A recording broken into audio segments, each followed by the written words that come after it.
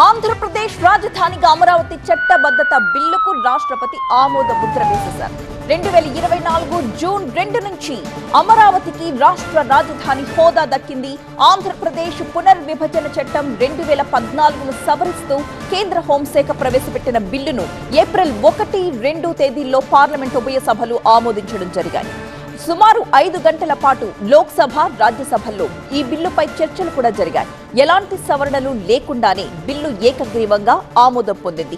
అమరావతిని రాష్ట్ర రాజధానిగా ప్రకటించాలని కోరుతూ ఏపీ అసెంబ్లీ మార్చి 28న తీర్మానాన్ని కేంద్రానికి పంపించింది. కేంద్ర ప్రభుత్వం ఆంధ్రప్రదేశ్ పునర్వ్యవస్థీకరణ చట్టంలోని సెక్షన్ ని సవరించి 2024 జూన్ 2 నుంచి అమరావతిని ఆంధ్రప్రదేశ్ రాజధానిగా గుర్తిస్తూ సవరణ బిల్లులో చేర్చింది. రాజధానిగా అమరావతికి చట్టబద్ధత కల్పిస్తూ గజెట్ నోటిఫికేషన్ విడుదలపై సీఎం చంద్రబాబు హర్షం వ్యక్తం చేశారు. రాజధాని చిరకాల స్వప్నాన్ని సాకారం చేస్తూ ఆంధ్రప్రదేశ్ పునర్వ్యవస్థీకరణ సవరణ చట్టం 2026కు ఆమోదం తెలిపిన రాష్ట్రపతికి ఏపీ ప్రజలందరి తరపున సీఎం కృతజ్ఞతలు తెలిపారు.